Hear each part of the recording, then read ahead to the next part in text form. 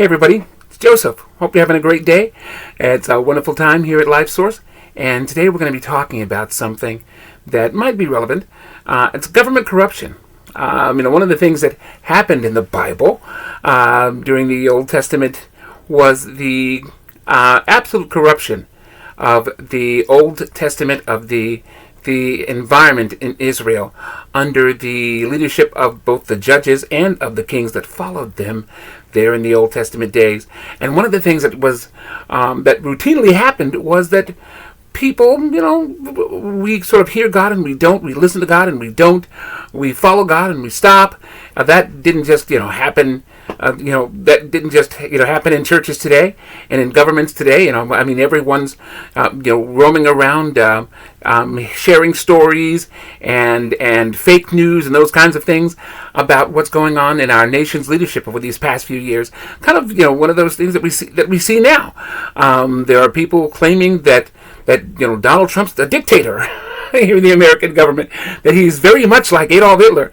Adolf Hitler was like 5'3", very short little man of Austrian, Jewish Austrian descent, and certainly, Donald Trump's about 6'3", 6'4", very tall. Son's even taller than he is. His youngest son's even taller than the president.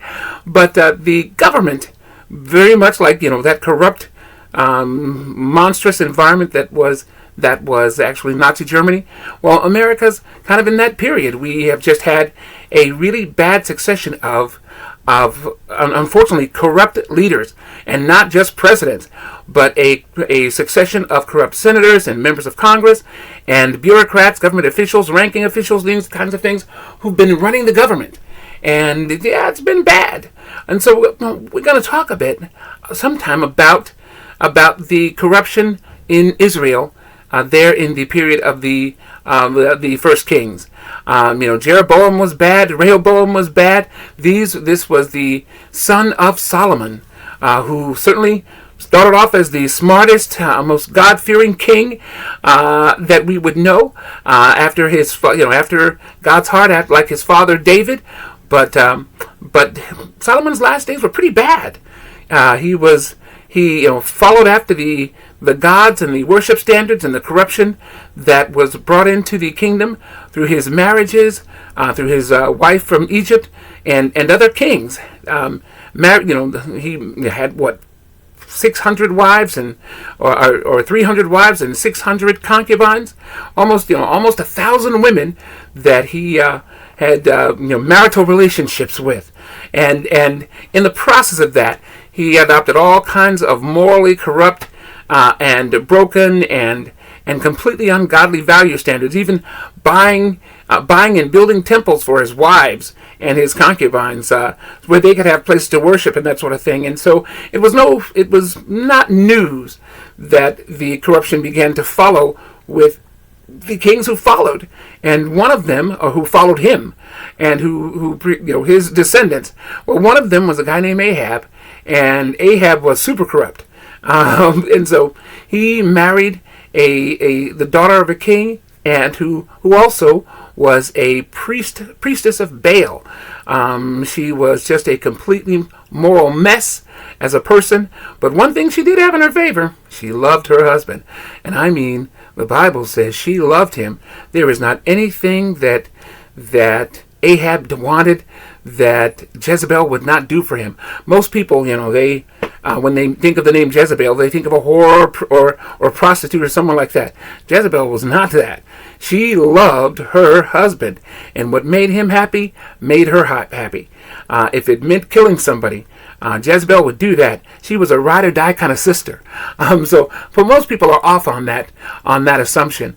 But the point that I want to make here is that in driving that corrupt lifestyle between the two of them, they just basically caused the near downfall of the nation of Israel. And certainly that behavior led to the downfall of the nation of Israel, but they were just such a great example of evil in that they killed and persecuted the leaders of Israel. They killed and persecuted the priest and the people of Israel, forcing them to adopt ungodly standards, paying off people, corrupting people to adopt anti-God values and standards, kind of like churches today. The corruption, for example, in America is so bad, and unfortunately, many of our so-called church leaders were completely corrupted, almost completely corrupted by the administrations, the past administration, past presidencies, certainly. And I'll give you just an example. The presidency of Barack Obama was completely corrupt. It was completely corrupt. Barack Obama was so bad that he and his staff would have Christian symbols covered up when he would ever come to a church to speak. Most people didn't notice that, but he would actually have in fact, he would pressure church officials to cover up their Christian symbols and Christian murals and paintings and drawings and statues, have them cover those up while he was speaking or wherever he was presenting. That's how corrupt it was.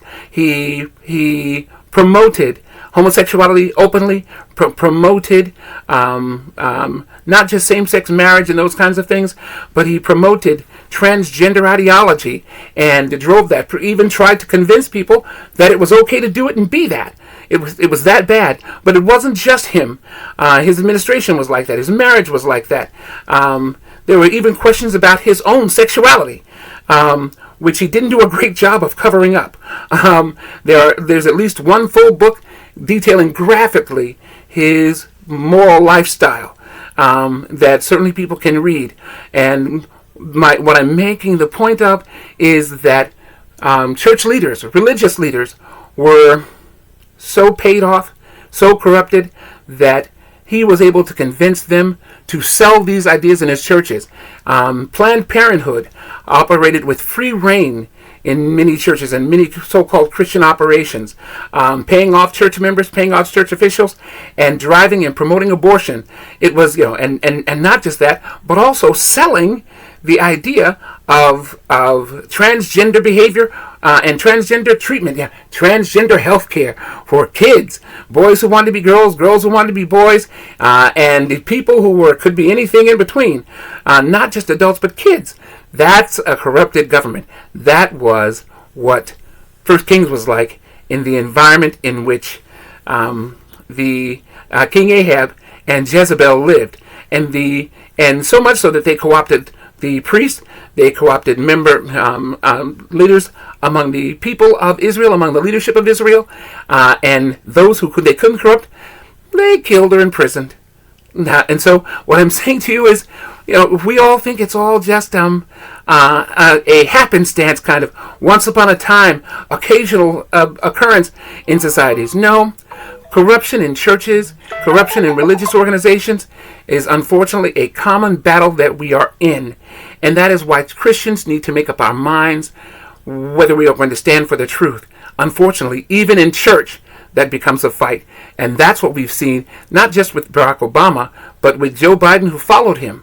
And so, very much so, we talk about our faith in God and our commitment to God. And then the next thing you know, we have a whole transgender choir. Well, we have a whole bunch of folks who are in church, theologically trying to argue things that are clearly not God, belief in ideas that are clearly ungodly, and that's Washington D.C. That's America. That's California. That's New York. That's television. That's Hollywood.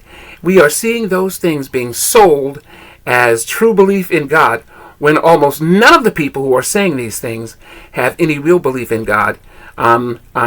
They say things like, "Well, I have a faith in God. I have a connection with God." Or as Barack Obama was his answer was when he was asked whether or not he was a Christian, he said, "Well, Jesus is in the mix," whatever that means. Jesus is in the mix. I'm telling you, folks, that's a sign of corruption. A person who's a Christian says so without any equivocation. I believe in God, Father, Son, and Holy Spirit, and not only that, I operate on that standard. Not as well as I should. Let me just be clear. My name is Joseph. But absolutely, my commitment to God is the same. My heart as David says, is for all things of the Lord. It is. My life, on the other hand, it's a struggle in exactly that manner. But I like to think that since there is no one perfect but Jesus, all the rest of us are in the fight and are trusting him exclusively for our salvation. So I'm saying to you, this is what we're going to be talking about, and that is our relationship with God and the relationship of a corrupt society, one that is corrupting and is struggling to make up its mind. As Elijah says there in 1 Kings, how long will ye be of two opinions? How long will you limp along between two belief systems, two ideals, two concepts of truth? Is it one man and one woman? Is it two men and three women? Is it humans and people, or humans and animals? What is it? What does the Bible say that is? And what does God stand to say that is? You and I ought to know that. And we ought to be sure which side we're on. And not only that, we ought to be able to take those stands with the government itself. Regardless of who the president is, and regardless of the standards that they advocate and promote, their standards should not be ours. Their standards should always be God's. Our standards should always be God's. And we should make sure that we are sharing with folks what God's standard is, regardless of what Barack Obama's sexuality is, or what moral code the current president, Donald Trump, is operating on. We ought to make sure that no matter what the world standard is, as the prophet, the progenitor of the nation of Israel, Joshua, says, hey guys, as for me and my house, it's God only here. It's Jesus only here. And that should be the standard we hold with today. So we're going to be talking about that, and I hope that you all enjoy it. Look forward to sharing with you. In the meantime, share this video with somebody and make sure that they know that God's standard is the standard. Thanks for listening. This is Joseph. I'm out.